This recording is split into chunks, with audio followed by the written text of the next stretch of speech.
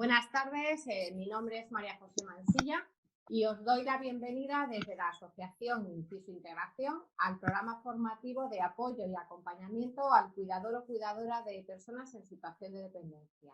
El programa Apoyándote está subvencionado por la Consejería de Bienestar Social de Castilla-La Mancha con cargo a la asignación tributaria de IRPF. Hoy emitimos el segundo taller básico del itinerario formativo que estamos realizando todos los jueves del mes de noviembre. En esta tarde vamos a abordar una temática que creo que puede ser muy interesante, como el resto también, que es la salud emocional y mental de la persona cuidadora. A lo largo de nuestra vida, en algún momento dado, pues adquirimos el rol de cuidadora de un familiar o de una persona cercana a nosotros o profesionales de la atención sociosanitaria.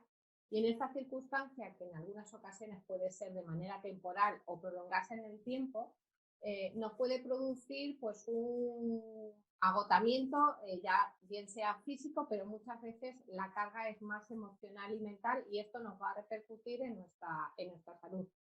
Este agotamiento se denomina síndrome del cuidador quemado. En la sesión de hoy veremos los sentimientos que nos acompañan durante el proceso del cuidado. Os daremos algunas pautas para gestionar estos sentimientos, saber cómo afrontarlos y también combatirlos. La sesión tiene una duración aproximada de 2 horas y media y la videoconferencia es grabada.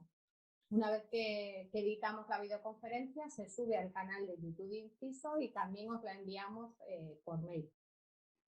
Como veis, hoy nos acompaña nuestra docente Rosario Alises. Es licenciada en Medicina General, tiene formación en Psicología Médica y Psicosomática, con una amplísima experiencia en la rama sanitaria y, bueno, a destacar, entre otras muchas cosas, es que forma parte del Comité de Expertos de Gestión Emocional de CESCAN y además es experta en igualdad.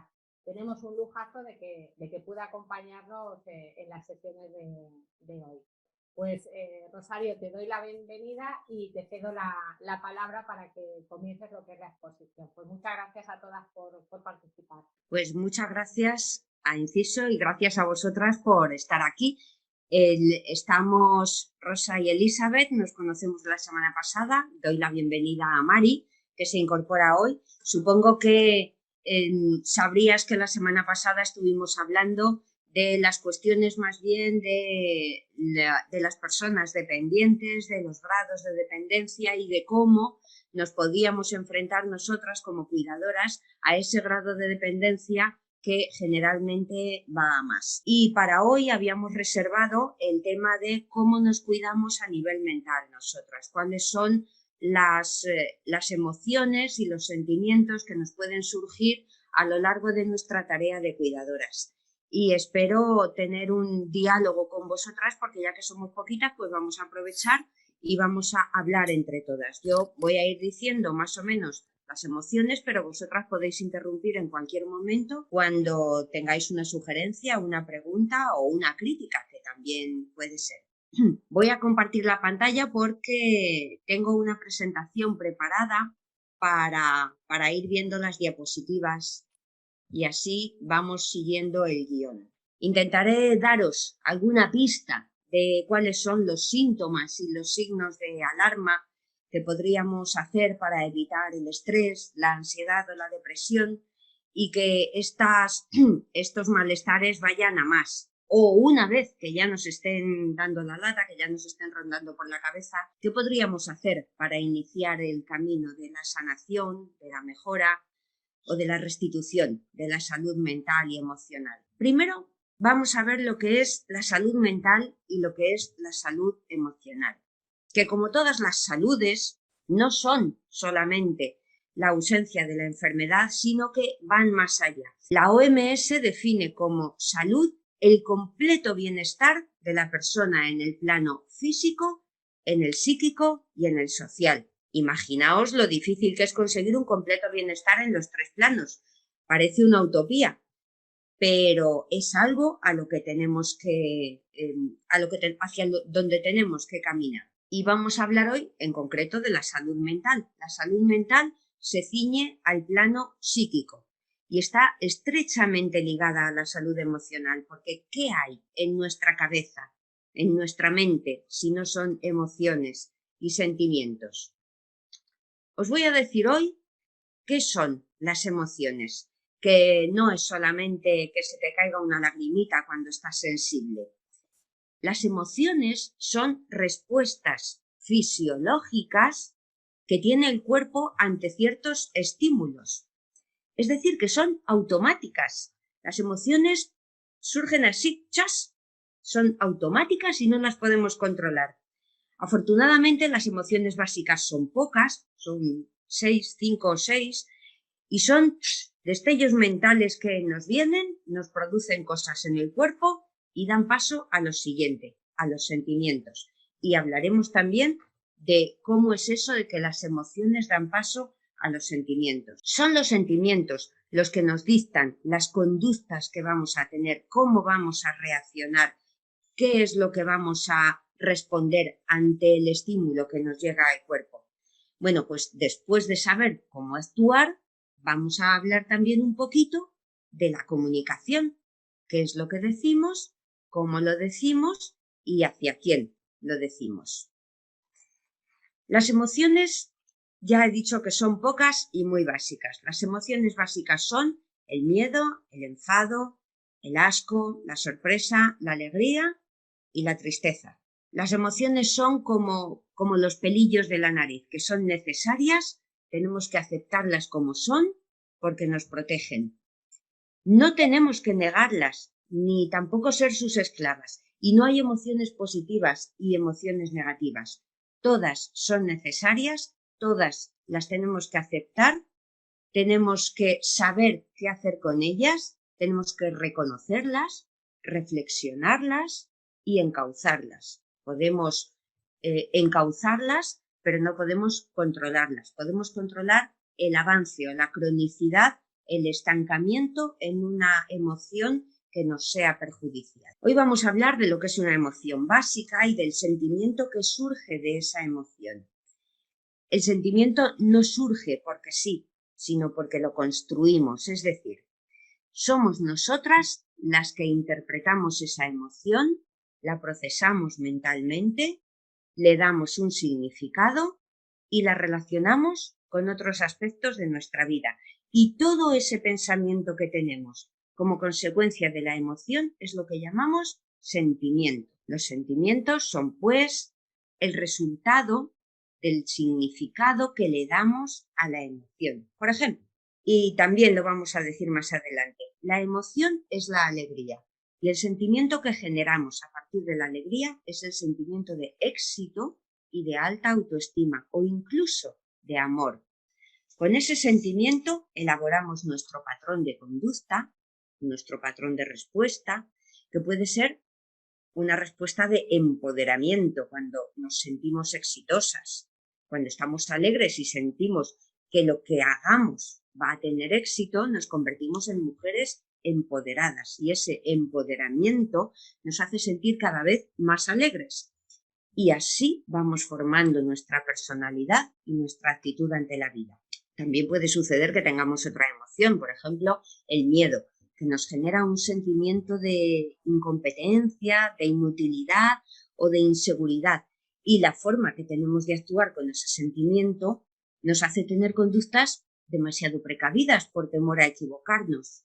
Y esas conductas son respuestas que pueden tener que ver con la culpa. Nos sentimos culpables por no hacer lo suficiente o por hacer cosas inadecuadas. Pero vamos a dejar las generalidades y vamos a ir poco a poco hablando de las emociones. Por ejemplo, el miedo. ¿Quién no ha tenido miedo alguna vez en la vida? El miedo nos prepara el cuerpo para protegernos de algo que nos amenaza. El mecanismo de protección viene o por una agitación de la respiración y el corazón que nos late deprisa, como preparándonos para huir, o bien nos produce un bloqueo total y una parálisis, como preparándonos para pasar desapercibidas, como hacen los animales que se esconden, se paralizan y se mimetizan con el ambiente. la emoción es el miedo y cómo notamos que nos empieza el miedo. A mí, por ejemplo, cuando empiezo a tener miedo, se me hace como un nudo en el estómago y una sensación de calor por todo el cuerpo. ¿A vosotras cómo notáis que os llega el miedo? A ti, Rosa, por ejemplo, que estás ahí. Pues a mí cuando tengo miedo por alguna cosa, pues yo me siento pues más triste y peor. Cuando una persona que le va a pasar algo, pues tú te asustas y tienes miedo y te quedas pues mal. Pero ¿cómo lo notas en el cuerpo, Rosa? ¿Qué notas? ¿Notas que se te late pues, el como tú corazón o que te sudan las manos? Sudor, sobre todo sudor en las manos. Siempre mucho sudor en las manos. Cuando tengo miedo y siento así cosas de miedo, sudor. O angustia, mucha así angustia, porque alguna vez cuando he sentido miedo y no he sabido qué hacer, me ha entrado un calor y una angustia. Eso también he sentido mucho. Es bueno reconocer esas señales, porque esas señales nos están diciendo que hay algo que nos puede amenazar. Es por eso que sentimos el miedo. Y tú, Mari, no sé si has estado en la explicación de lo que son las emociones. Que las emociones son respuestas automáticas del cuerpo cuando recibimos un estímulo. Entonces, recibimos el estímulo, por ejemplo, el estímulo de vemos un incendio, y la emoción normal que sentimos es el miedo. ¿Tú cómo notas en el cuerpo el miedo? Uno de los sentimientos, de las sensaciones que suelo sentir es un poco de incertidumbre. Empiezas a sentir un poco de incertidumbre, un poco a veces a lo mejor de inseguridad, lo que he podido experimentar. Sí, depende de qué grado de miedo en ese momento estoy afrontando, pues puede venir un poco más de ansiedad o menos, de ansiedad o angustia. Esos sentimientos que tú estás describiendo, esa inseguridad, esa sensación de incertidumbre, esos son sentimientos, porque elaboramos la emoción, elaboramos lo que notamos en el cuerpo, lo interpretamos como miedo y empezamos a pensar qué es lo que se asocia al miedo, y efectivamente se asocia inseguridad e incertidumbre. Pero yo me refiero a qué notas en el cuerpo. ¿Notas que el corazón se te agita? ¿Notas que sudas? ¿Notas que se te hace un nudo en el estómago? ¿Notas una especie nudo de en el calambre estómago. en la espalda? No, nudo en el estómago. Un nudo en el Más estómago. que nada en el estómago, sí. Se me suele poner nudo en el estómago. Sí, eso sí. Eso es lo que me interesa, que identifiquemos como que estamos recibiendo un estímulo que nos causa miedo. Entonces, si reconocemos, cuando tenemos el nudo en el estómago, reconocemos que eso ya es miedo, pues ya empezamos a ponerle nombre a las emociones y podemos empezar a trabajarlas mucho mejor. Por eso quería yo hacer hincapié en qué notáis en el cuerpo. ¿Qué podríamos hacer cuando nuestro cuerpo nos está avisando de que algo nos produce miedo? Pues lo que digo, no hay nada mejor que saber cómo se llama aquello a lo que le tenemos miedo. Fijaros que en los ataques de ansiedad, lo que subyace, lo que hay debajo de la ansiedad, casi siempre es miedo.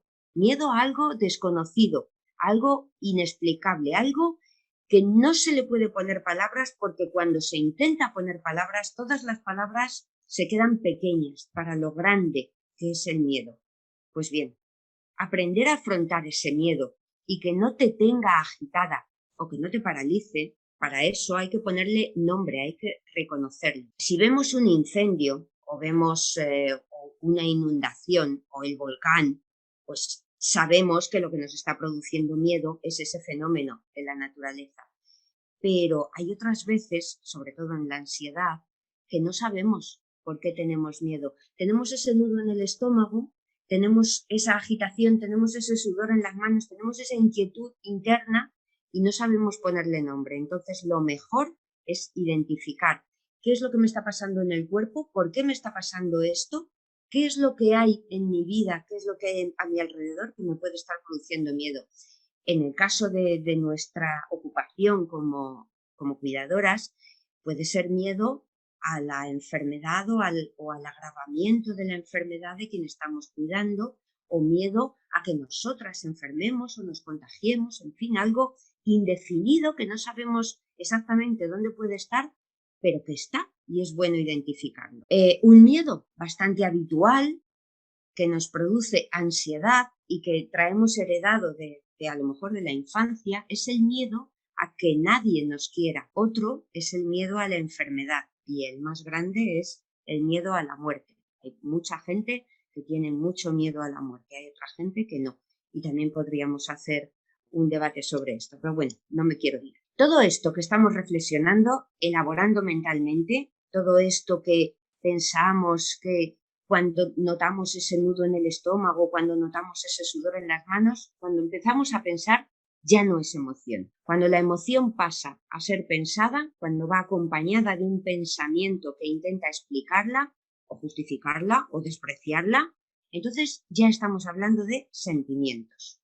Por ejemplo, la primera emoción es el miedo, la respuesta del cuerpo es el nudo en el estómago o el sudor en las manos, la agitación, y con la agitación también puedo decir que es la pérdida de apetito, la pérdida de sueño o el aumento del apetito y del sueño.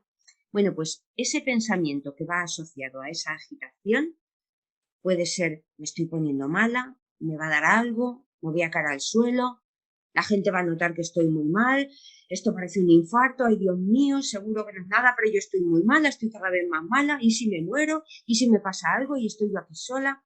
Toda esa serie de pensamientos están alimentando el miedo. Y le preguntamos a esa persona: ¿de qué tienes miedo? Seguro que no lo sabe. Seguro que lo único que sabe es que se pone mala y ya está. Y para ese malestar le han recetado unas pastillas y ya está. Bueno, pues una de las cosas que ayuda a evitar ese ataque de ansiedad producido por un miedo desconocido es precisamente reconocer el miedo, saber que es un miedo a algo y trabajarlo. La mayoría de las veces, cuando hay una ansiedad tan grande, la mayoría de las veces hace falta ayuda, porque una persona con mucha ansiedad no puede enfrentarse sola a sus miedos. Es más, es contraproducente. Otra de las cosas que mejora el ataque de ansiedad es el control mental, el entrenamiento en relajación. ¿Sabéis hacer relajación? Rosa, Pichi Picha. ¿Mari sabe hacer relajación? Un poco. Un También. poco. Bueno, ahora hay tutoriales en YouTube, un montón, para hacer relajación. La semana pasada hablábamos de la necesidad de muchas veces pararse y contar hasta 10 antes de responder a las afrentas que puedan venirnos de las personas a las que estamos cuidando. Bueno, pues eso de contar hasta 10 es un rudimento de la relajación. La relajación, ya digo que hay un montón de tutoriales y consiste simplemente en concentrarse en una misma, o mejor dicho, concentrarse en la respiración. Y si te concentras en tu propia respiración y tratas de controlar tu respiración contando de 1 hasta 5 mientras inspiras, de 1 hasta 5 mientras expiras, mientras sacas el aire, si te concentras solo en eso, es muy probable que el pensamiento se vaya de todo eso que nos está generando ansiedad y miedo y tengamos ese momento de paz y de meditación para luego tranquilizar la mente y poder pensar con más lucidez. La relajación, desde luego, es el antídoto de la ansiedad. Y me diréis, y si no me lo decís, os lo pregunto yo, pero es que con ansiedad es imposible relajarse. Bueno, pues precisamente para eso hace falta el entrenamiento en relajación. Nos tenemos que entrenar antes de tener ansiedad. Nos tenemos que entrenar cuando estamos tranquilas, para saber cómo son los pasos que tenemos que hacer para llegar a un estado de relajación. Otra forma de conseguir la relajación es con pastillas, con tranquilizantes, el famoso Valium o el famoso Orfidal o el Tranquimacin, en fin, no voy a decir más marcas. Las pastillas son cómodas porque no requieren ningún ejercicio ni ningún entrenamiento, no requieren esfuerzo ninguno por nuestra parte, son rápidas y son eficaces, pero tienen un inconveniente. ¿Sabéis cuál es el inconveniente? Adicción. Eso es, la dependencia. Y esa dependencia que produce que cada vez necesitas más dosis para conseguir el mismo efecto. Es un buen remedio lo de las pastillas cuando la ansiedad nos impide hacer una vida normal y necesitamos estar al 100%. Pero es un remedio que no deberíamos utilizar más de 20 días para evitar precisamente la dependencia. Durante esos 20 días de tratamiento farmacológico y de disminución de la ansiedad, lo mejor que podemos hacer es justamente entrenarnos en los ejercicios de relajación y de control mental para conseguir la relajación por nuestros propios medios, para aprender a relajarnos en los momentos difíciles de ataques de ansiedad. Si no lo podemos hacer solas, que es lo más habitual, tendremos que pedir ayuda. Pues ¿a quién pedir ayuda? A la psicóloga del centro de la mujer, a la psicóloga del centro social o del centro de día, a la persona del centro de salud que le guste atender este tipo de problemas, o a la que hace yoga o tai chi en nuestro pueblo, en fin, alguien que sepa más que nosotras y que sea ajena, porque se aprende mejor con alguien ajeno que con alguien conocido. Y además porque desde fuera se ven los problemas de otra forma y se encuentran otras soluciones. Hay por ahí una frase que dice: si quieres resultados diferentes, tienes que hacer cosas diferentes. Y cuando estamos en un círculo, nosotras y nuestro entorno, estamos en un círculo que no sabemos salir de él, lo mejor es acudir a alguien de fuera, alguien ajeno. ¿Hacia dónde tenemos que avanzar para controlar el miedo y la ansiedad asociada? Pues además de ponerle nombre al miedo, tenemos que aprender a pensar que ese miedo nos puede servir para aprender y resolver muchos de nuestros problemas, para adquirir experiencia en la resolución de conflictos, para demostrarnos a nosotras mismas que somos capaces, y eso precisamente aumenta nuestra autoestima y nuestro empoderamiento. ¿Qué hay mejor que superar un miedo o superar un ataque de ansiedad para reconocernos a nosotras mismas como valiosas y como capaces de hacer determinada? Bueno, hemos hablado de una de las emociones, el miedo, que produce ansiedad, pero hay otras 5 emociones de las que no podemos ni debemos renegar, porque si renegamos de ellas nos estamos negando algo básico en nuestra vida y nuestra salud. Es como renegar de hacer la digestión o de evacuar. Otra emoción que nos produce mucho malestar es la tristeza, que no es lo mismo que la depresión. Estas emociones, lo he dicho antes, ¿verdad? Al principio, estas emociones que nos producen malestar no tienen por qué llamarse emociones negativas. Estas emociones son igual de positivas que las que nos producen bienestar, porque ya digo que son necesarias y nos defienden, nos protegen. Bueno, pues esta emoción que nos produce malestar y que llamamos tristeza es la emoción habitual y lógica que surge ante cualquier pérdida, desde la más pequeña, perder las gafas, por ejemplo, hasta la más grande, que es la pérdida de la salud o la pérdida de la vida, la nuestra o la de alguien a quien le tenemos mucha estima. La tristeza es una emoción que te encoge el alma, que te hace meterte en tu mundo interior, que te aísla de las demás personas y te inclina a quedarte sola con tus pensamientos. Pues esa tristeza es necesaria ante las pérdidas, porque una pérdida supone una reorganización de la vida. Ahora hay que vivir sin algo o alguien que antes tenías. Y para reorganizarte hay que meditar, hay que reflexionar a solas sobre lo que más te conviene y lo que no. ¿A vosotras qué os pasa? ¿Qué os pasa en el cuerpo cuando sentís tristeza? Porque no tienes muchas ganas de hacer las cosas ni de nada, te estás triste y no tienes ganas ni de salir, ni de vestirte, ni de ponerte así un poco guapa. Estás como que se te afloja el cuerpo. Eso es.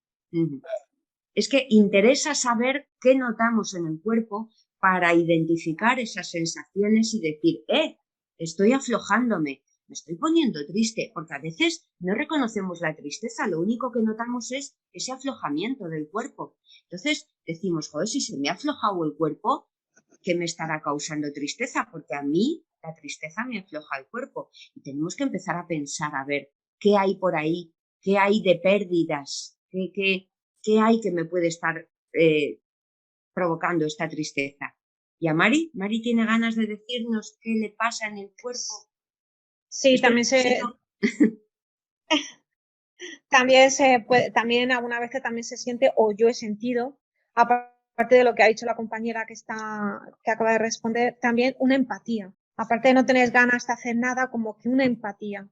Pero como que te pones en el lugar de la otra persona. No, una apatía, perdón. Ah, apatía. Apatía, sí. Apatía. Eso. Apatía. No, o sea, que aparte de no querer hacer nada, de que no te apetece, es apatía. Sí. Ya no tienes ganas ni de comer, ni de dormir, ni de coser, ni de nada. Ajá. Hombre, de comer, de eso sí, pero que como que pues, parece que cuesta un poco más hacer las cosas, como que... Es que a veces la tristeza puede producir una falta de apetito total o un aumento del apetito. Entonces, eso también es una... Mira, hola Elizabeth, te puedes incorporar por fin. Sí. No, a mí lo que me pasa es que no tengo ganas de hablar. Ajá. No tengo ganas de hablar, pero sí hago, pero claro, un poco desganada, pero sí, nada de ganas de como soy yo, así de hablar, de ponerme música, no sé, esas cosas. Pero me dura muy poco. Ese meterte dentro de ti misma, sí, pensar tú solita, que nadie, no recibir estímulos de nada. Eso, es el cambio que noto más así brusco en ese sentido. Pues es que justamente es eso lo que tenemos que reconocer. Y cuando los pensamientos, primero tenemos que reconocer que esa sensación en el cuerpo puede ser debido a una tristeza. Y luego elaboramos pensamientos alrededor de esa tristeza. Cuando los pensamientos van encaminados a mirar la forma de vivir asumiendo esa pérdida, porque normalmente la tristeza suele venir por una pérdida, pues lo que digo, estamos dándole vueltas a la cabeza a ver cómo encaramos, cómo afrontamos esa pérdida. La tristeza puede que no desaparezca, tal vez se quede ahí, pero lo que no aparece es la depresión, que es el colmo, el cronificarse esa tristeza. La depresión es la anulación de la voluntad, es la desolación, la desesperanza, el abandono de una misma. Cuando los pensamientos lo que nos están ayudando es a reorganizarnos para vivir con esa pérdida, la tristeza va dando paso a la conformidad y no a la depresión.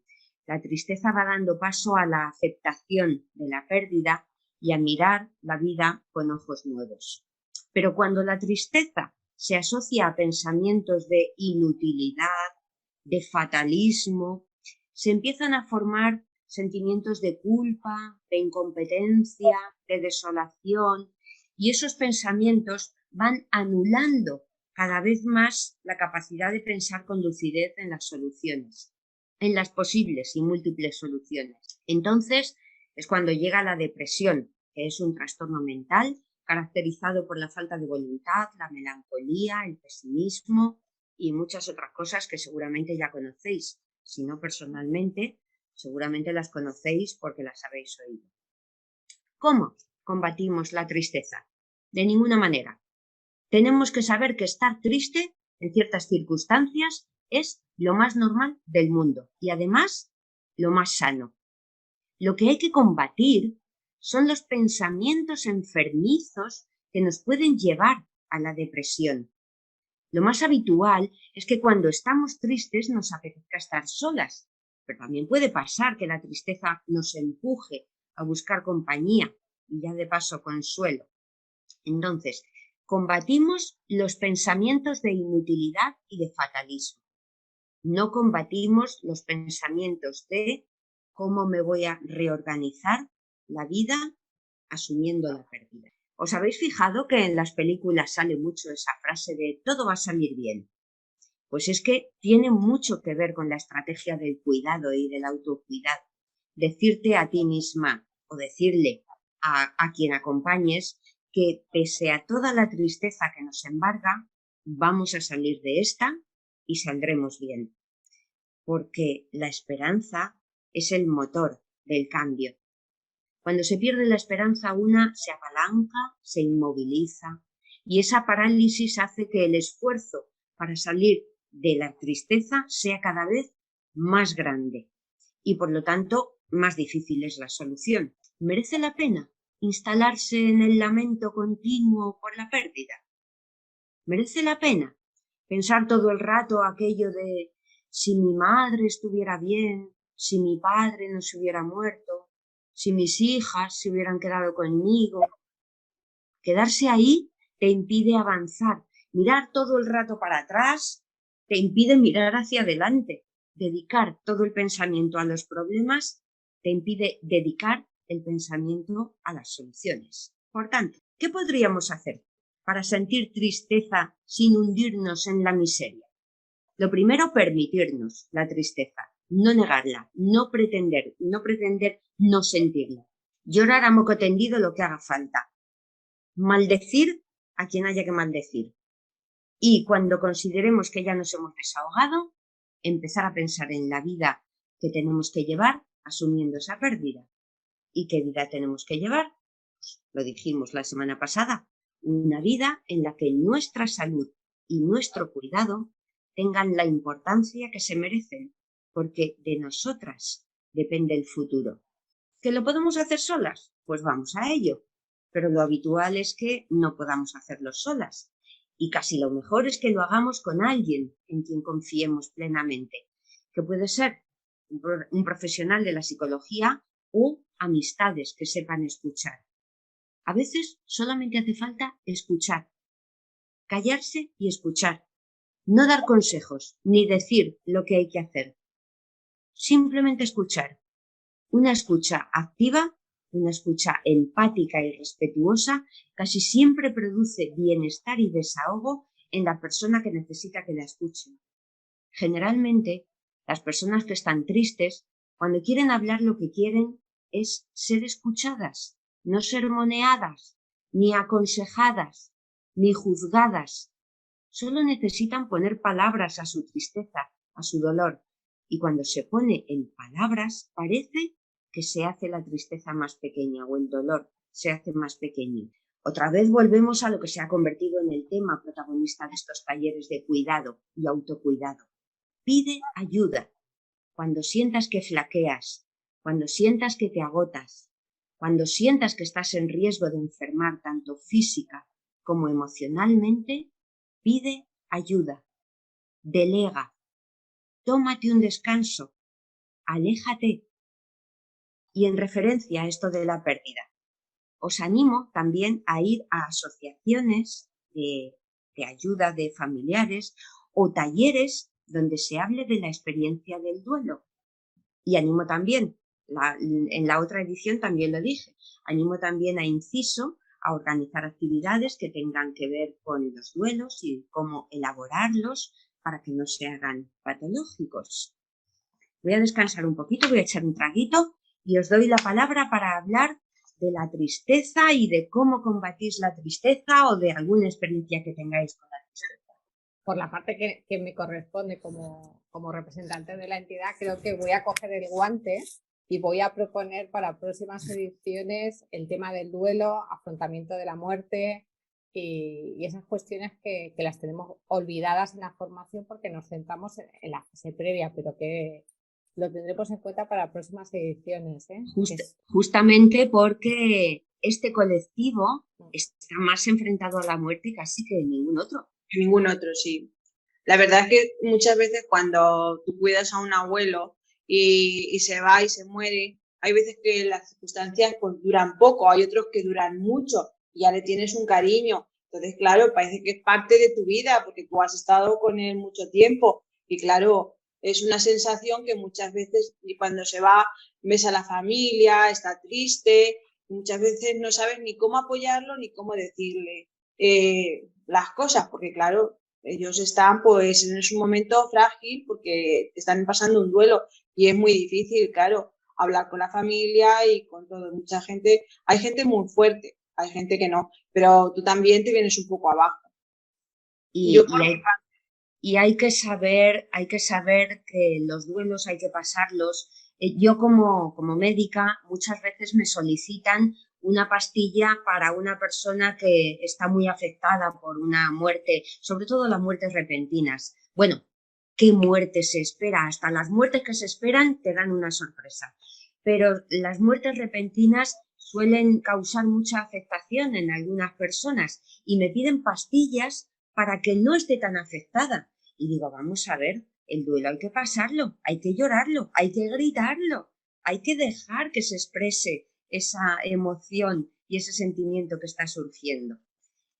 Y por eso me parece muy interesante hablar de los duelos, de cómo se afrontan, de la experiencia de muerte y de cómo podríamos empezar nosotras con nuestra edad, que estamos sanas, creo, de momento, empezar a prepararnos para nuestro final, porque si hay algo que tenemos claro es que nos vamos a morir. No sabemos cuándo, pero nos vamos a morir. Entonces, mejor prepararse de antemano, lo mismo que con la ansiedad.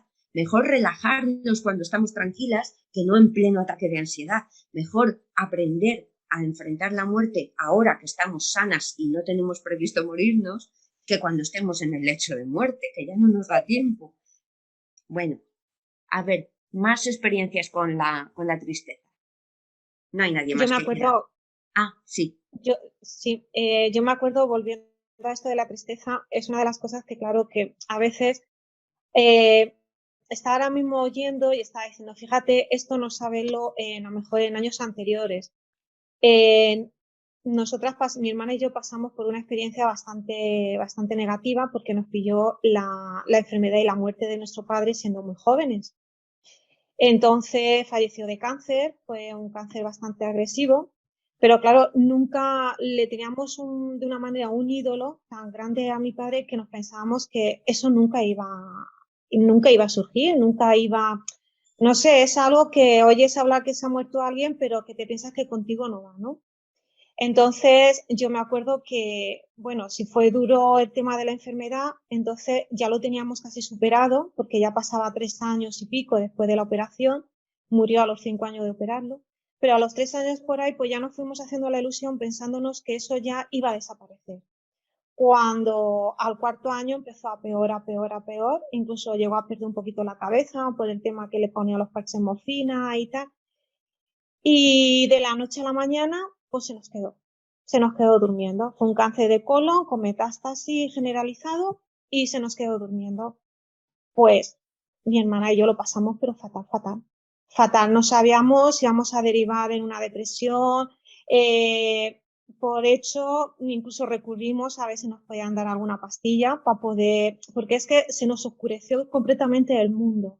Y yo me acuerdo que habían personas que nos decían que o levantábamos el ánimo o que nos enfermábamos, que caíamos, o sea, que había que llorar, pero tampoco prolongar tanto el duelo. Entonces, claro, ahora al oírte me estoy dando cuenta que verdaderamente el duelo tiene que tener su tiempo para poder superarlo y para poder sacar las conclusiones, incluso conductas positivas. Por eso en las diapositivas que estoy pasando tengo una columna que pone en positivo y otra en negativo, porque las emociones no son negativas y positivas. Lo que es positivo y negativo es lo que aprendemos de ellas, lo que sacamos de ellas. Pues muchas gracias por compartir. Vamos con otra emoción que nos remueve mucho, el enfado. También enfadarse es normal, es natural y es sano. El enfado nos protege de algo que intuimos que nos puede hacer daño moral. Nos protege de lo que podría ser un ataque a nuestra dignidad, a nuestro valor como personas. Normalmente el enfado viene tras una afrenta a nuestro orgullo. Puede ser por un insulto, un desprecio, un fracaso, una humillación o incluso una pérdida. También una pérdida puede producir enfado en vez de tristeza o además de tristeza. Nos puede producir enfado cuando la pérdida implica que nos vamos a valorar menos o, lo que también es malo, que los demás nos valoren menos. Con el enfado lo que hacemos normalmente es reafirmarnos en nuestras convicciones, asegurarnos de que la verdad está de nuestro lado y lo bueno también está de nuestro lado y poner al contrincante a la altura del suelo, de la suela del zapato. Con el enfado nos estamos defendiendo de los ataques a nuestra valía y nos estamos protegiendo de ser peleles en manos de otras personas. Pero, alto, esto sucede solo unos momentos. Igual que las otras emociones, tras el enfado vienen los pensamientos asociados y esos pensamientos van elaborando una historia en nuestra mente y ya pasamos a tener, en vez de emociones que son automáticas e inevitables, pasamos a tener sentimientos. El enfado también lo notamos en el cuerpo. Yo, por ejemplo, cuando me enfado, lo primero que noto es calor en la cara, como cuando tienes vergüenza, pero yo cuando me enfado, noto un calor que me sube impresionante. Pero bueno, también puede haber otras maneras de notar el enfado. Bueno, te decía que el enfado, cuando dura demasiado tiempo, cuando se encona y transforma la relación que tienes con la otra persona, ya no es una emoción, ya pasa a ser un sentimiento de rabia. Esa rabia que nació del primer enfado y que se ha ido alimentando con los sucesivos enfados y con los sucesivos pensamientos asociados, va a hacer que la relación sea un continuo reproche o un continuo echarse la culpa mutuamente de cualquier cosa que pase. Si cuando estamos enfadadas no consentimos que nadie nos tosa, cuando estamos rabiosas, que es el enfado llevado a mucho tiempo, pues vamos a tratar a las personas con tiranía, con despotismo e incluso con agresividad. Lo digo porque nosotras cuando estamos enfadadas podemos tratar así a la gente, pero también lo digo para las personas a las que cuidamos. Ellas también pueden estar rabiosas y tratarnos a base de órdenes e insultos, pero no es porque lo estemos haciendo mal, no.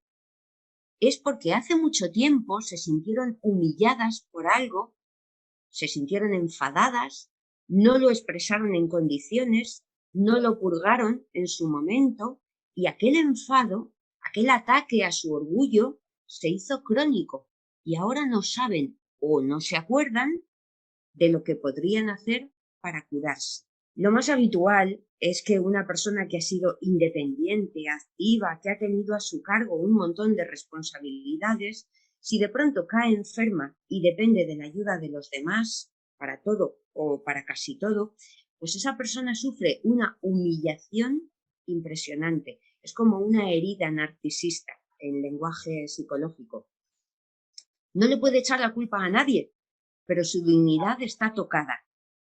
Sabe que no hay derecho a lo que le ha pasado y como no le puede echar la culpa a nadie, pues se calla su enfado y disimula, hace como que no pasa nada, pero el tiempo pasa y su dependencia es cada vez mayor, el enfado crece, no contra nadie, tal vez contra sí misma, pero el enfado se transforma en rabia y ya, cuando no la puede contener de grande que es, sale a la mínima de cambio.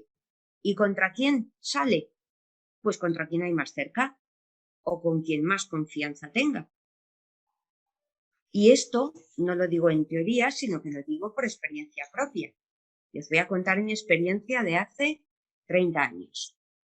Yo me rompí una pierna hace 30 años, me rompí el fémur y tuve que tener la pierna escayolada desde la ingle hasta el pie, toda la pierna escayolada, pues durante un mes, más luego la rehabilitación.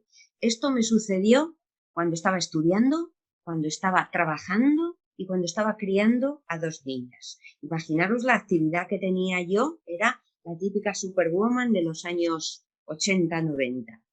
Bueno, pues me rompo la pierna y tengo que estar casi inmovilizada, con una escayola inmensa que no me dejaba caminar, que no podía vestirme yo sola, que no me podía duchar yo sola, que no podía conducir. Mi vida dio un vuelco. Y eso que solamente fueron 3 meses, el de la escayola y los de la rehabilitación. Pero en esos 3 meses acumulé tanta rabia que me volví una persona insoportable. Rechazaba todas las ayudas, estaba seria, estaba malhumorada, no tenía ni ganas de jugar con las crías, no tenía ánimos para buscarme un hobby que me entretuviera. Total, que si ya me daba rabia ser una carga para mi esposo, que era el que me tenía que cuidar, con el mal humor que tenía y con la mala cara que tenía era todavía más carga. Bueno, pues no es que ese enfado, esa rabia que yo tenía era porque yo había sufrido una humillación con eso de tener que ser dependiente. Entonces, para que tengamos en cuenta cuando nos tratan, las personas a las que cuidamos, cuando nos tratan con esa tiranía o con esas malas palabras, que no nos sintamos aludidas por eso. No es que lo estemos haciendo mal, es que están enfadadas con otra cosa que no somos nosotras. Pero claro, ¿con quién lo vuelcan? Con quien tienen enfrente. Nosotras, como cuidadoras, también nos enfadamos, por supuesto. Y también podemos acumular mucha rabia cuando vemos que la vida nos estaba preparando una sorpresa. Nuestros padres, que pueden haber sido casi dioses para nosotras, como decía Mari hace un momento, sobre todo cuando éramos pequeñas, nuestras madres, que siempre las hemos visto generosas con su tiempo y su esfuerzo, de repente se transforman, con el tiempo se transforman en casi bebés a las que tenemos que cuidar. Se nos caen del pedestal. O mirando por nosotras, cuando nos prometíamos una jubilación ociosa y divertida, haciendo excursiones con el inserso, o yendo a todas las clases que no pudimos ir durante nuestra época de maternaje, de crianza, cuando por fin vemos colocados a los hijos y a las hijas, entonces se nos viene encima el cuidado de los mayores. Y planes chafados, ¿cómo no vamos a enfadarnos? Vosotras, no sé, Rosa y Elizabeth decían la semana pasada que ellas son cuidadoras profesionales, formales, porque se dedican a eso. Y Mari, ¿también eres cuidadora profesional o eres cuidadora informal de las que tienes que cuidar a la familia? Soy cuidadora del entorno familiar. Pues a ti te ha llegado el cuidado de los mayores cuando parecía que podías empezar a tener una vida para ti misma. No sé si te habrás enfadado, si en tu momento te enfadaste, o alguna vez has sentido algo parecido al enfado. En la otra edición sí tuvimos a personas que nos decían, pues sí, yo estoy enfadada. En realidad yo también he estado enfadada. ¿Tú te has sentido enfadada? Sí, claro, por supuesto. Ha habido momentos que sí, que tú dices, bueno, ¿y ahora esto? ¿Y ahora que parecía que tenía que estaba yo organizando esto y esto? ¿Y ahora esto? Ay, bueno, venga, vamos para adelante. Claro. ¿Qué vamos a hacer? Pobrecilla. Claro, tienes que asumir esa pérdida de libertad o esa pérdida de tiempo libre que tenías prevista en la cabeza, tienes que asumirla y tienes que hacer efectivamente otro duelo. No, los duelos no son solamente por la pérdida de la vida o la pérdida de la salud, también es la pérdida de la libertad o la pérdida de la pareja o la pérdida del trabajo, en fin, se hace duelo por cualquier pérdida. Bueno, pues igual que con la tristeza conviene reconocer el enfado, aceptarlo como algo lógico, una reacción normal, desahogarse como mejor proceda, hablarlo, ponerle palabras, llorarlo, gritarlo y recapacitar.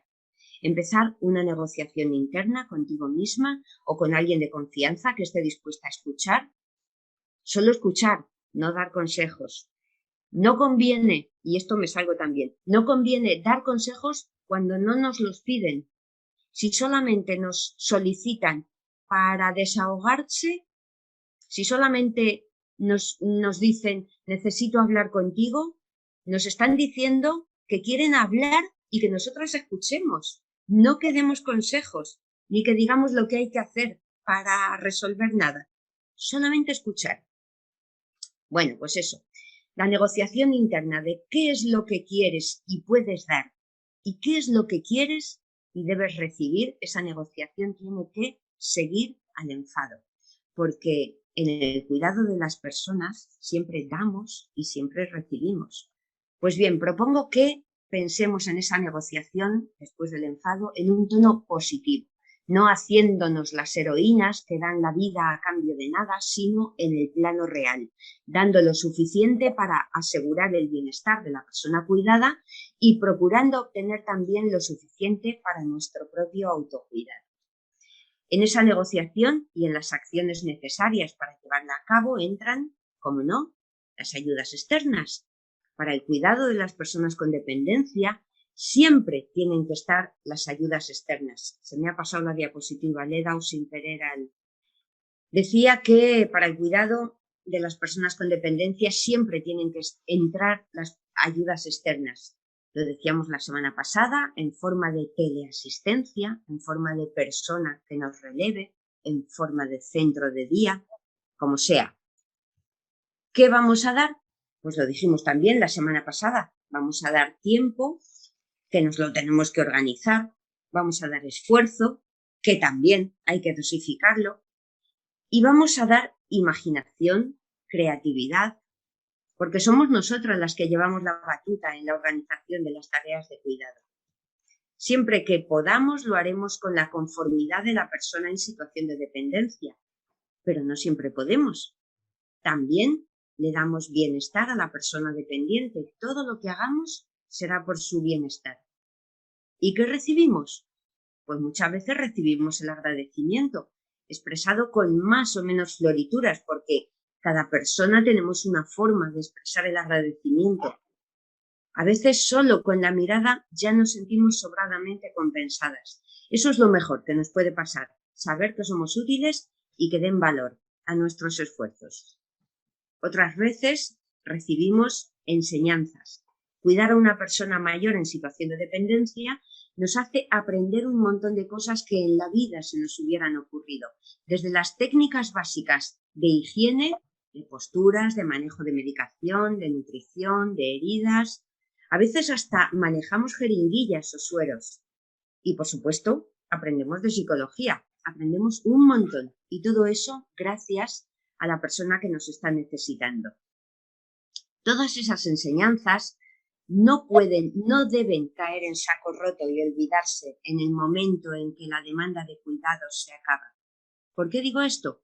Porque todo ese conocimiento que habéis adquirido lo tenéis que compartir, lo tenéis que divulgar, no se puede perder. Cuando la persona a la que cuidáis fallezca, o incluso antes cuando la estéis cuidando y necesitéis un descanso, os recomiendo que os unáis a las asociaciones de familiares y ayudéis a las que están empezando. Eso siempre se ha hecho. Las veteranas enseñan a las aprendizas. Os recomiendo que lo hagáis, porque cuidar a una persona también tiene esa recompensa. Te aporta una sabiduría que no puede desperdiciarse. Hay asociaciones familiares de casi todas las enfermedades crónicas. Podéis buscar la vuestra y apuntaros. Y ahora que ya hemos aprendido todo el mundo a usar el Zoom, las videoconferencias, los tutoriales del YouTube, el Facebook, los mensajes de WhatsApp, no tenemos ninguna excusa para quedarnos aisladas, salvo que en nuestro pueblo no haya cobertura, claro. Y si nuestro pueblo no tiene cobertura, pues es la excusa perfecta para juntarnos en una asociación y exigirle al ayuntamiento que haga lo que tenga que hacer para que ponga una antena en las cercanías del pueblo y podamos tener la infraestructura necesaria para conectarnos con Internet con otras personas. La necesidad de cuidar a una persona y mirar por su bienestar también nos aporta una nota positiva. Nos puede convertir en activistas por un mundo mejor.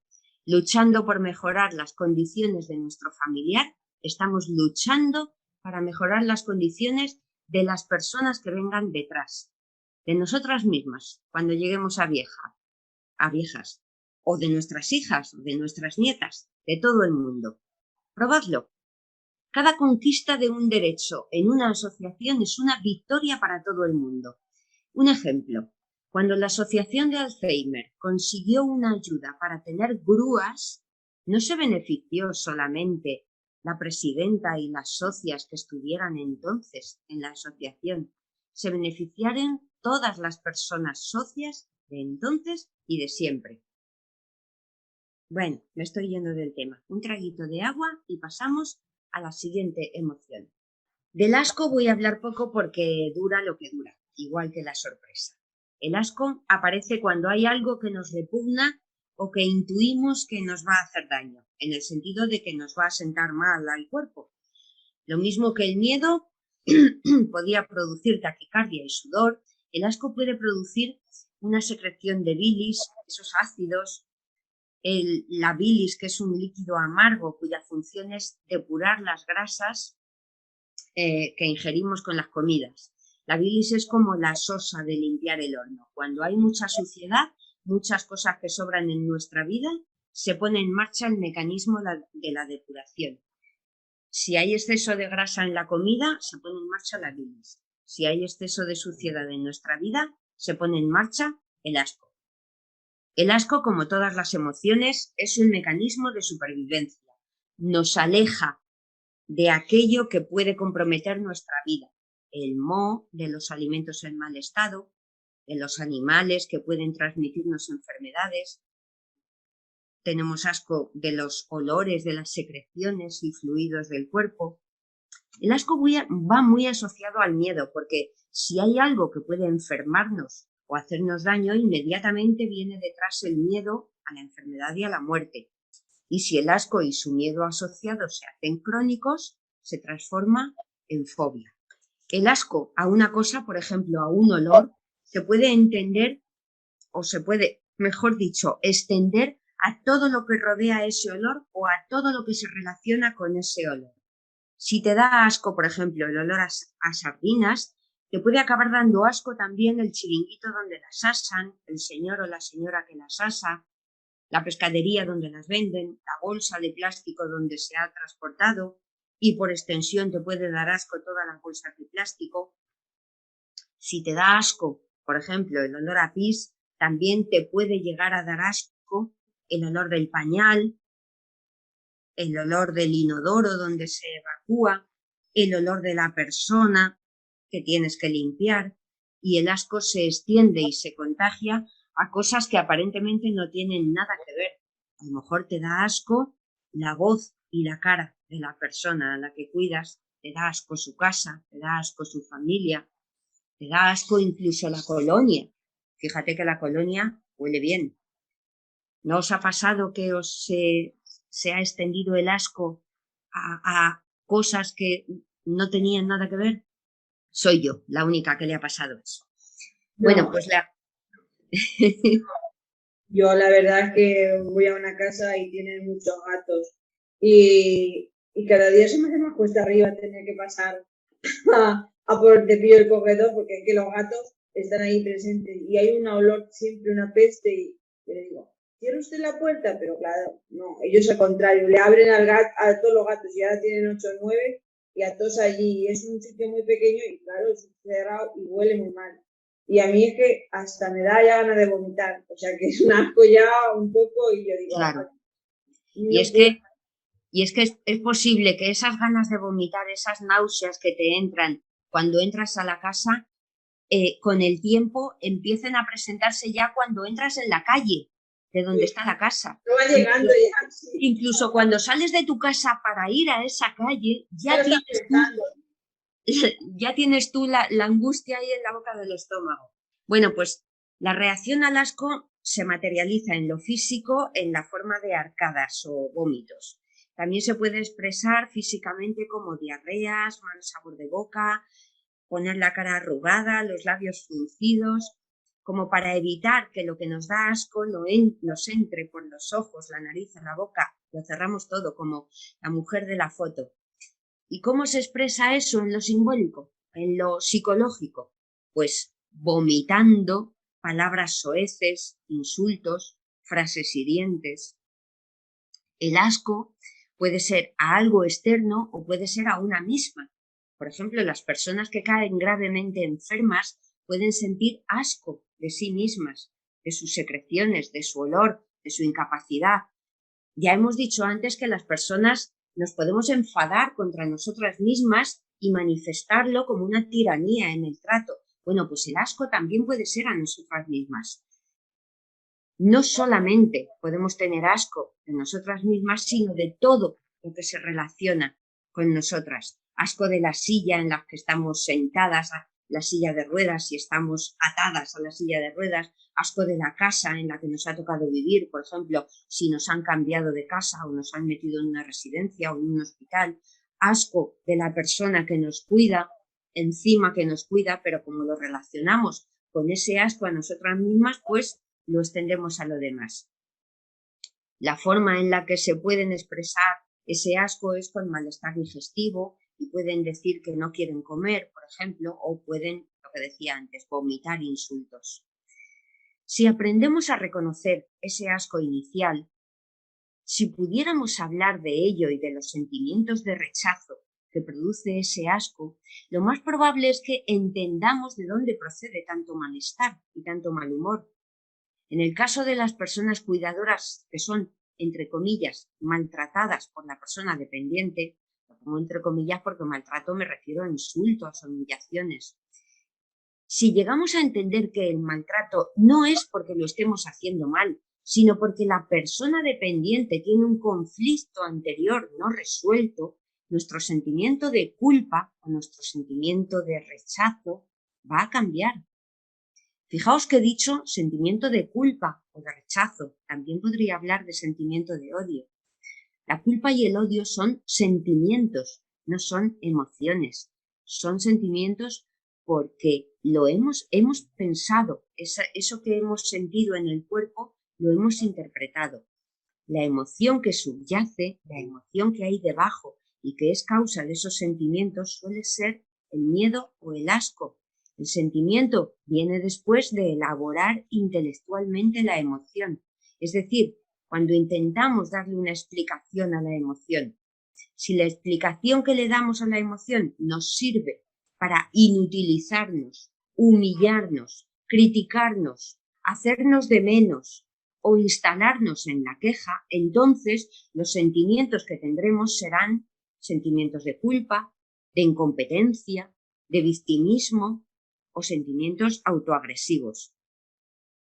Pero otra vez me estoy yendo. ¿Qué podemos hacer contra la cronificación del asco que acaba convirtiéndose en fobia y nos impide hacer una vida normal? O por lo menos nos impide disfrutar al completo de la vida. Y también nos impide ofrecer a quien lo necesita un cuidado adecuado, cálido, amable, sosegado. Pues también hay estrategias.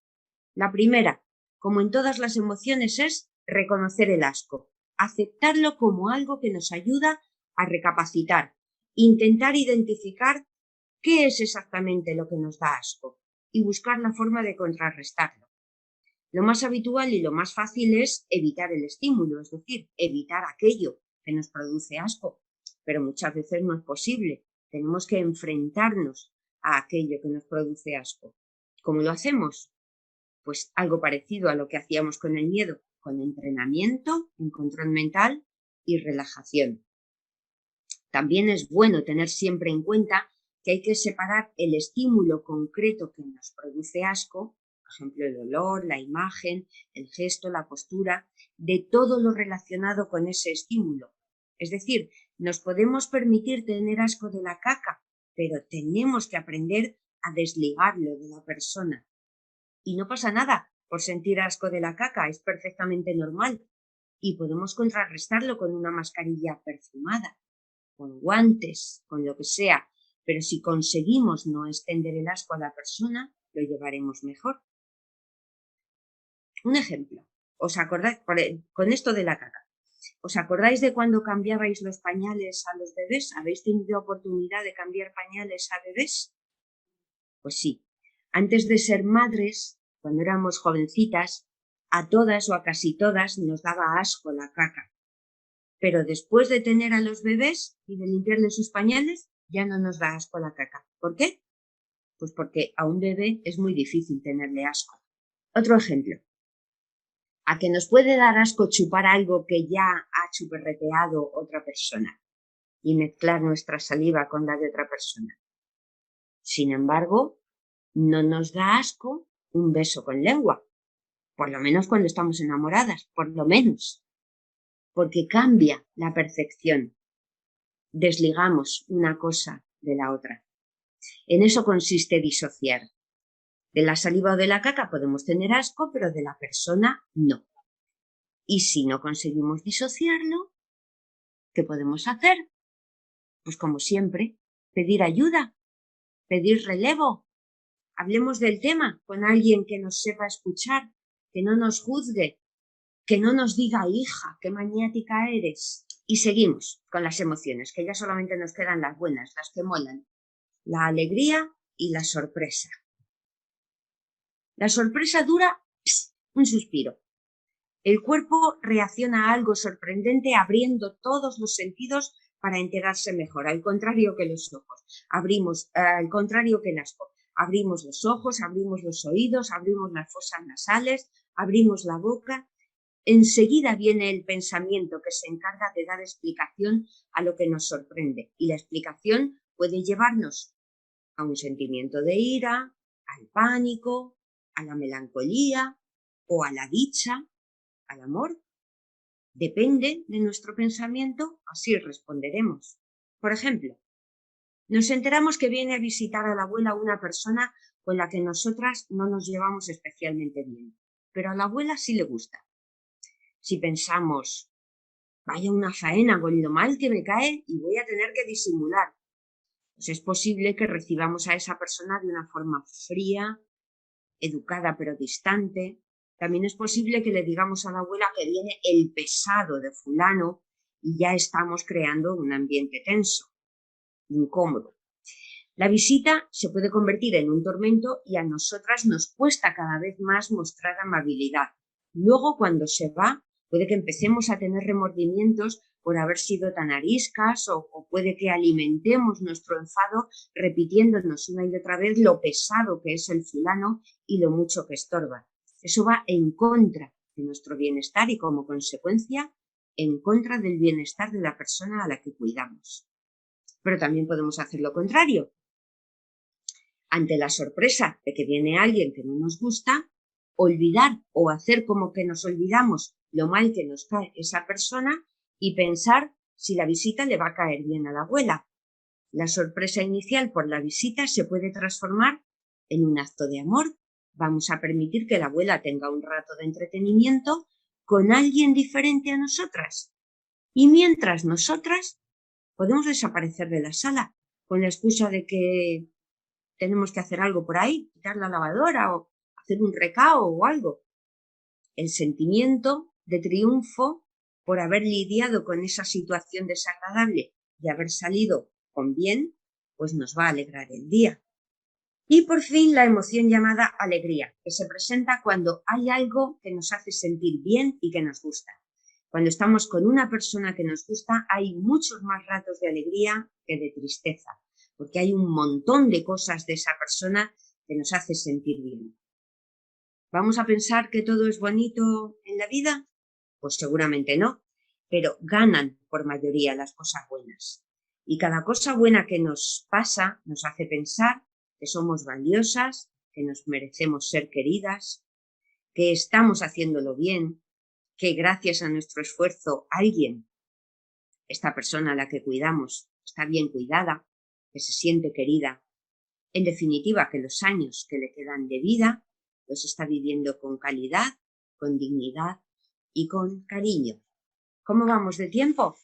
No tengo reloj. Vamos bien, Rosario. Nos da tiempo a hablar de la comunicación, ¿verdad? Sí. ¿Me vais a permitir un momento? Bueno, ¿qué os va pareciendo la temática de hoy? ¿Os sentís identificadas con los diferentes sentimientos que nos está comentando Rosario? En algún momento de nuestro día a día vamos sintiendo los diferentes sentimientos.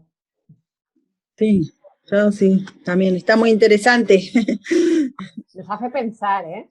Sí. Rosario cada vez que interviene nos hace pensar, o mirarnos hacia nosotros mismas o hacia el que tenemos cuidando, nos hace pensar y yo creo que eso siempre es positivo.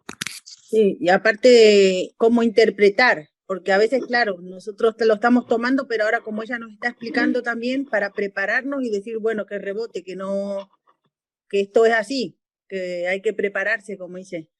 Ya para la próxima sé que lo tengo que tomar de buena forma, mirando cómo está la persona y que no es conmigo sola, sino que con la situación en la que se encuentra y lo que le pasa por la cabeza hace que reaccione de una manera que tal vez no es la adecuada hacia alguna de nosotras, ¿no?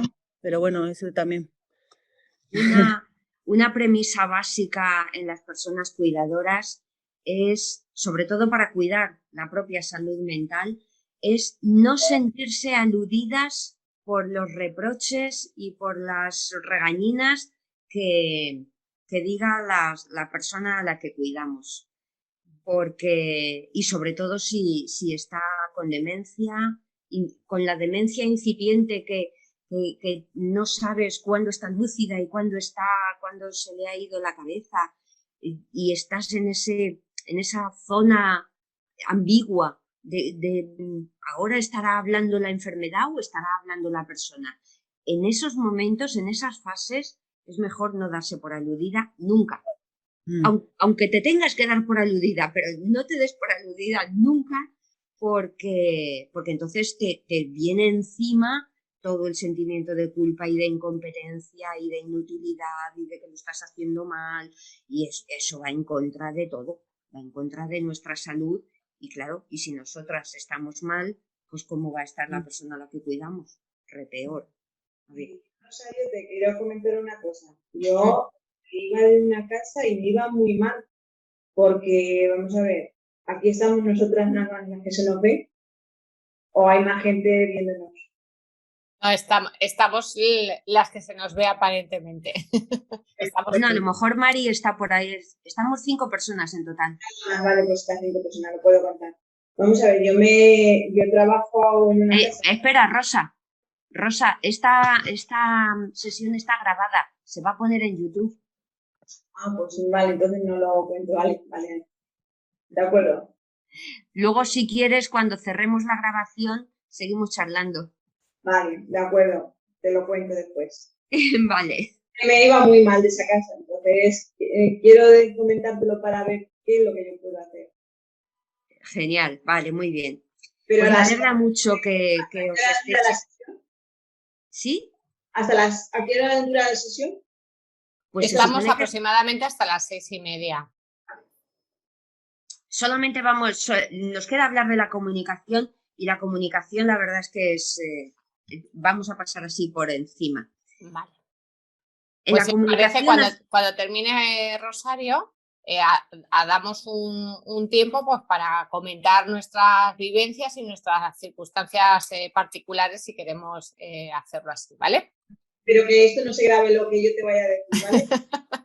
Vale, no te preocupes. Hablamos de la comunicación. En la comunicación, así de forma esquemática, interviene la persona emisora, la persona receptora, el mensaje y el canal. Esos son los elementos de la comunicación. Por ejemplo, ahora mismo la persona emisora soy yo, que estoy hablando y gesticulando. Las personas receptoras sois vosotras, que estáis escuchando y que me veis. El mensaje es lo que estoy diciendo y el canal, en este caso, es Internet, la plataforma de Zoom que estamos utilizando. Cuando estamos cara a cara, el canal es el aire. Cuando nos comunicamos por carta, el canal es el papel. ¿Lo entendéis, verdad?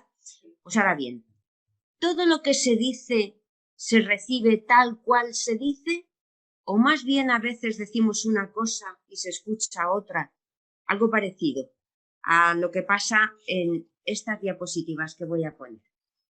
¿El gato está subiendo o bajando? Yo creo que está bajando, pero no lo sé, puede ser que también esté subiendo, porque como se ve desde abajo para arriba, puede ser que esté subiendo. Para mí que sube. Yo creo que también. También puede bajar. Con la patita de adelante yo creo que también. La luz de fondo, que le parece como que... Y esta otra, las rayas son paralelas o están torcidas. Algunas son paralelas, otras están en diagonal. No sé, es que hay de diferentes formas. El caso que hay, igual que hay ilusiones ópticas, o sea que cada una vemos una cosa, hay ilusiones en el lenguaje. A la misma palabra o a la misma frase, cada quien puede entender una cosa distinta. Por ejemplo, un gracias puede significar varias cosas según cómo o cuando se diga. Gracias. Gracias. Es diferente. También, yo no sé si os hemos dicho al principio que yo soy de Villarrubia. Yo soy de Villarrubia de los Ojos. Si yo os digo, os voy a decir una verdad. Todas las villarrubieras somos mentirosas. ¿Con qué os quedáis? ¿Con que digo la verdad o con que estoy mintiendo? Todas, no creo que sean mentirosas. Las excepciones. Excepciones en todo. Ya, pero yo he empezado diciendo que os voy a decir una verdad. Todas somos mentirosas. ¿Es verdad lo que digo? ¿Es mentira? ¿Soy villarrubiera y soy mentirosa? ¿Os estoy diciendo la verdad? El caso, que la comunicación no es siempre tan diáfana y tan clara como parece que deberíamos entender. El truco está, o puede estar, en las palabras, o puede estar en la construcción de la frase, o puede estar en los gestos que acompañan a las palabras. Por eso la comunicación es importante. No solo consiste en lo que se dice, sino también en cómo se dice. También consiste en lo que una calla, porque en la comunicación es la comunicación verbal, la comunicación gestual y los silencios. Hasta cuando no se dice nada, se está emitiendo un mensaje. Dicen los libros que es imposible no comunicar.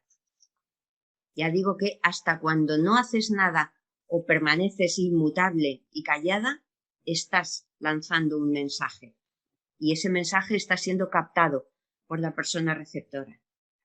También dicen los libros que a la hora de comunicar se dicen muchísimas más cosas con los gestos que con las palabras. Esto es especialmente notorio cuando la persona con la que nos comunicamos no entiende las palabras. Con los bebés, por ejemplo, que todavía no saben hablar y no saben interpretar las palabras, ¿qué es lo que hacemos? Un montón de gestos.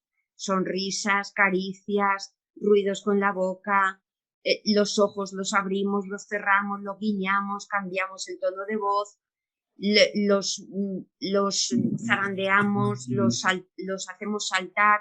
Es decir, utilizamos muchos gestos. Con las personas gravemente demenciadas también puede pasar lo mismo. No saben lo que significan las palabras, así es que hay que valerse de gestos, igual que con los bebés. Ponerse frente a ellas, acariciarle los mofletes, lanzarle besos, sonreír, cantar, cogerles la mano, llevarle la mano, hablar con voz suave, hacerle cosquillas.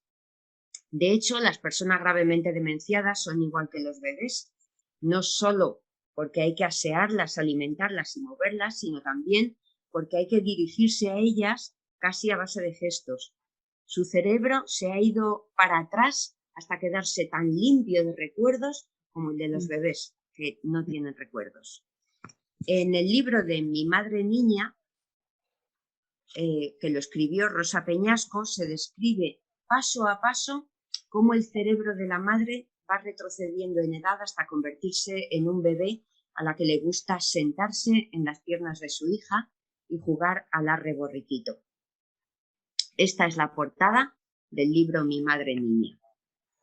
Con las personas que no están demenciadas y la dependencia es física, no mental, la comunicación también tiene que cuidarse. Decimos que con los gestos se expresan muchas más cosas que con las palabras. Uy, perdón, se me ha ido otra vez. Con los gestos se expresan muchas más cosas que con las palabras. Eso no hace falta explicarlo. Todas conocemos las sonrisas falsas, las miradas esquivas, las posturas cerradas, ¿verdad? ¿De qué vale decir, eres la madre más buena del mundo, si lo decimos totalmente serias, sin mirar a los ojos, cruzadas de brazos y allí de pie, en la puerta, en la habitación, lejos de a quien estamos hablando? Pues la comunicación es especialmente importante cuidarla cuando se trata de dar malas noticias. Para dar malas noticias hay que preparar el ambiente primero. Hay que tomarse el tiempo necesario para saber si quien tiene que escuchar la mala noticia quiere saber o no quiere saber. A nosotras, las profesionales de la sanidad, que demasiado a menudo tenemos que dar malas noticias, nos ofrecen cursos para aprender a darlas, porque no se nace sabiendo. Y eso, de dar malas noticias, menos todavía. De cómo demos la noticia dependerá cómo se la tome quien la escucha. Y en eso están especialmente entrenadas las compañeras de paliativos. También hablábamos la semana pasada de ellas. Una mala noticia siempre es una mala noticia y, salvo en demencias avanzadas o en rarísimos casos, la noticia se acabará sabiendo. Nosotras creemos que es mejor saberla de primera mano, no por suposiciones o rumores o que nos enteremos por terceras personas. Lo que pasa es que saberla de primera mano no significa que nos la digan de repente, sin preparación previa y sin darnos tiempo a asimilarla. A lo mejor vosotras, no sé si tendréis que dar malas noticias, pues porque haya un agravamiento de la enfermedad de la persona a la que cuidáis y tengáis que poneros en contacto con los familiares, o porque haya un fallecimiento y tengáis que comunicárselo a los familiares. ¿Tenéis esa experiencia? Yo no, porque todos los que he trabajado tienen familiares, no viven solos. Entonces, la familia siempre les acompaña a los médicos y que les dice las primeras noticias, pues es el médico a los familiares. Algunas veces también a los mismos usuarios que están mal, pero claro, yo la noticia no se la tengo que dar, se la da al médico a los familiares. Y ellos continuamente pues ya van viendo pues si la enfermedad pues se van poniendo peor, si necesitan más ayuda o no. Entonces, yo malas noticias en ese aspecto no quiero quedar a nadie. No sé si va a hablar alguien. Pues es que en otros grupos sí había gente que tenía o que se veía en la tesitura de tener que dar una mala noticia, aunque sea una mala noticia a la familia. Una enfermedad nueva que ha surgido, o ya digo, un agravamiento de la enfermedad que hay, a veces hay que decírselo a la familia nuestra o a la familia de la persona que estamos cuidando. Y hay técnicas, o hay por lo menos hay un protocolo para decir cómo podríamos dar esa mala noticia, o incluso a la persona que cuidamos. A veces la persona que cuidamos quiere saber, y lo decíamos la semana pasada también, quiere saber y la familia dice que no se le diga, pero la persona quiere, y a lo mejor establecemos un nivel de confianza tan fuerte con la persona a la que cuidamos o con la familia, que podemos llegar a hacer comprender que es mejor hablar de las cosas y no sujetarse a ese pacto de silencio del que hablábamos la semana pasada, ese pacto de silencio que deja en soledad a las personas enfermas, que no pueden hablar de su enfermedad, que no pueden hablar de lo que va a pasar después de la enfermedad, que es que se van a agravar y que se van a ir de este mundo. Entonces, si tuviéramos que dar alguna vez una mala noticia, si tuviéramos que hablar de que hay una enfermedad grave que no se va a curar y que va a acabar en la muerte, conviene que sepamos cómo hacerlo, porque depende, lo acabamos de decir, depende cómo se diga esa noticia, así será recibida y así se podrá elaborar el duelo y se podrá tratar o se podrá cuidar a esa persona, se le podrá dar ese consuelo, ese confort, esa compañía. Bueno, pues el protocolo que nos guía en cómo tenemos que dar una mala noticia es un protocolo sencillo de poner aquí en una diapositiva, pero no tan sencillo de llevar a cabo. El caso es que tenemos que por lo menos contemplar 6 pasos. Este protocolo lo definió un tal Buchmann y se llama así, protocolo de Buchmann. Lo utilizan mucho en cuidados paliativos. El protocolo consiste, primero, preparar el ambiente. Tiene que ser un ambiente íntimo, sin ruidos que entretengan, y preparar el momento, claro. cuando haya tranquilidad, cuando la persona no tenga dolor, que no tenga sueño, que tenga ganas de hablar, es preparar el ambiente. Segundo, averiguar cuánto sabe la persona de lo que vamos a hablar. Por ejemplo, vamos a ponernos en el caso de que nos hemos enterado de que nuestro padre o la persona que cuidamos tiene cáncer y hay que decírselo. Pues averiguar cuánto sabe la persona de lo que tiene. Eso lo sabemos si la persona nos hace preguntas. ¿Qué me pasa?, puede decir ella. ¿Por qué me sigue doliendo el estómago? ¿O qué tengo en los pulmones que no dejo de toser? Porque a veces puede estar engañada.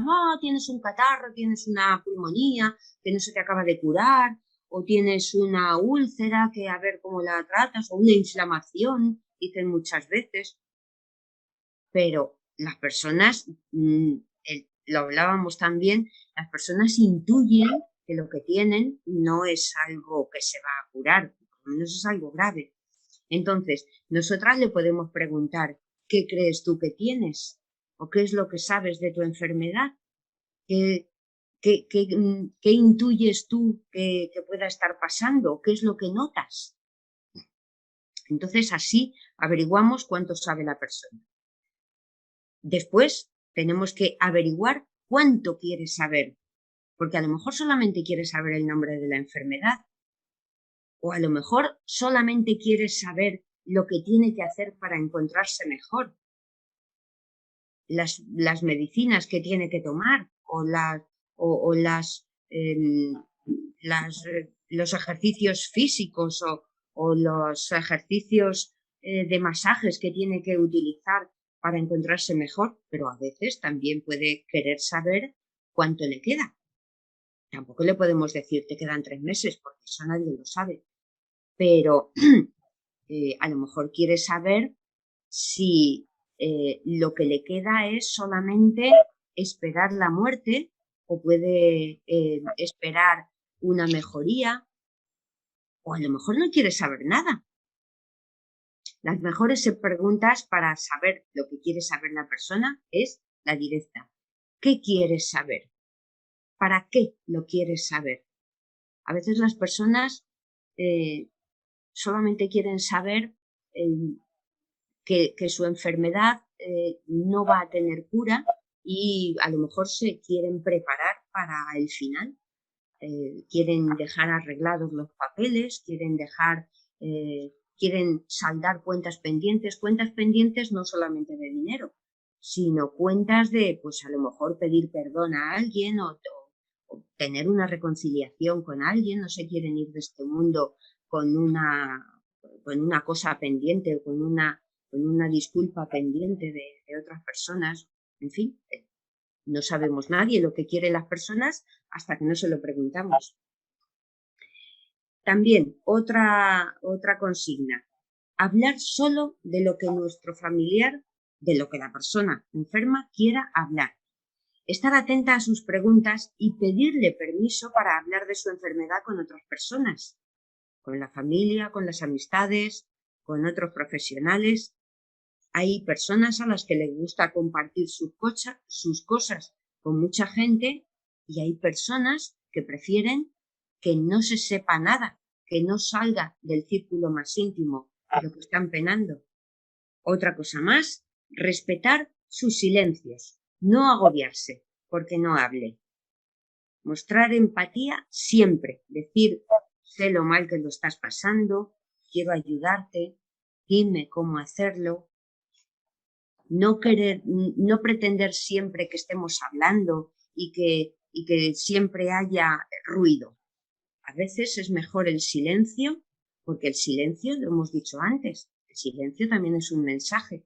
Y el mensaje es, a lo mejor solamente necesito compañía, no necesito charla. Y ya por último, prometerle que vas a responder a todas sus dudas, que vas a ayudarle en lo que puedas y que puede contar contigo para lo que necesite. No es fácil, ya lo digo, pero es necesario. Hay personas que no quieren hablar de sus enfermedades, perfecto, se respeta, pero hay otras que les gustaría hablar y no pueden porque sus familiares se niegan a hacerlo. Porque los familiares creen que les va a hacer daño saber la verdad, o porque la persona enferma cree que a los familiares les va a hacer daño saber la verdad. Entonces, el silencio es lo que realmente hace daño. No poder desahogarse, no poder expresar los miedos, sentirse solos en su desgracia. Y por último, tenemos que saber gestionar las relaciones no solo con las personas, que somos las cuidadoras principales, sino con el resto de la familia. El resto de la familia, sobre todo si es muy amplia, tiene que conocer qué es lo que le sienta bien a la persona dependiente y qué es lo que no le sienta bien. Y nosotras, las cuidadoras, en parte, somos jefas en eso. Y como jefas, somos las mayores responsables de su bienestar. Y con esto, volvemos al principio, a la charla de la semana pasada. ¿Cómo hacemos para cuidar mejor, de la mejor manera a la persona dependiente? Pues teniendo conocimientos, aplicándonos y empoderándonos. Y como jefas, también tenemos la potestad de distribuir el tiempo y repartir el esfuerzo. Y creo que con esto se cierra el círculo del cuidado y del autocuidado, que creo que ya hemos dicho bastantes cosas. Ya he terminado. Ahora os toca a vosotros. Muchas gracias, Rosario. Muchas gracias. Muchas gracias.